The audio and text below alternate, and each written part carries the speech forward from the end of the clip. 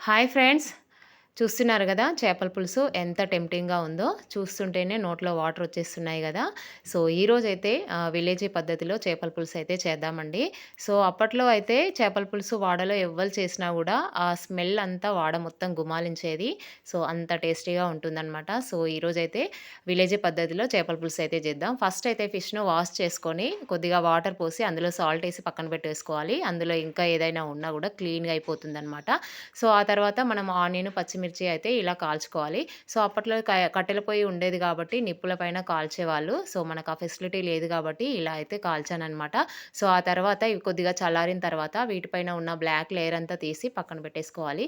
ఆ తర్వాత ఒక బాండీలో ఒక స్పూను ధనియాలు, హాఫ్ స్పూను జీరా, హాఫ్ స్పూను మెంతులైతే ఇలా రోస్ట్ చేయాలనమాట. సో, ఇది బాగా రోస్ట్ అయిన తర్వాత వీటిని చల్లారబెట్టేసుకొని ఆ తర్వాత మిక్సీలో పౌడర్ అయితే చేసి పక్కన పెట్టేసుకోవాలి. సో, ఆ తర్వాత మనం ముందుగా కాల్చుకున్న ఆనియను, పచ్చిమిర్చి అయితే పేస్ట్ చేసుకోవాలి. సో, ఇప్పుడు స్టవ్ పైన బాండీ పెట్టేసి ఆయిల్ వేసేసుకోవాలి. సో, ఈ ఆయిల్ వేడైన తర్వాత ఇందులో ఆవాలు, జీలకర్ర, అలాగే కొద్దిగా ఎండుమిర్చి, అలాగే మనం ముందుగా మిక్సీ పట్టి పెట్టుకున్న ఆనియన్, పచ్చిమిర్చి పేస్ట్ అయితే ఇందులో యాడ్ చేసేసి బాగా ఫ్రై అవ్వనివ్వాలి.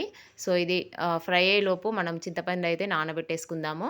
సో, చింతపండు తొందరగా నానాలంటే మనం హాట్ వాటర్ వేసామనుకోండి తొందరగా నానిపోతుంది.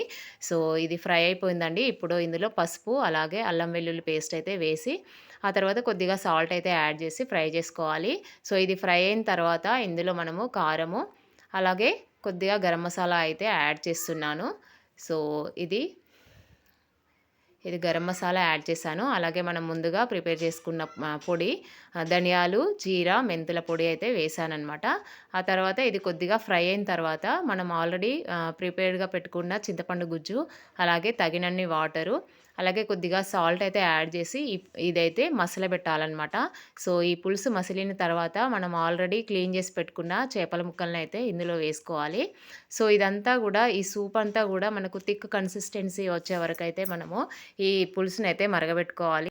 అప్పుడే మంచి టేస్ట్ ఉంటుందనమాట. సో, వాటర్ వాటర్ ఉంటే ఆ టేస్ట్ అనేది బావుండదు.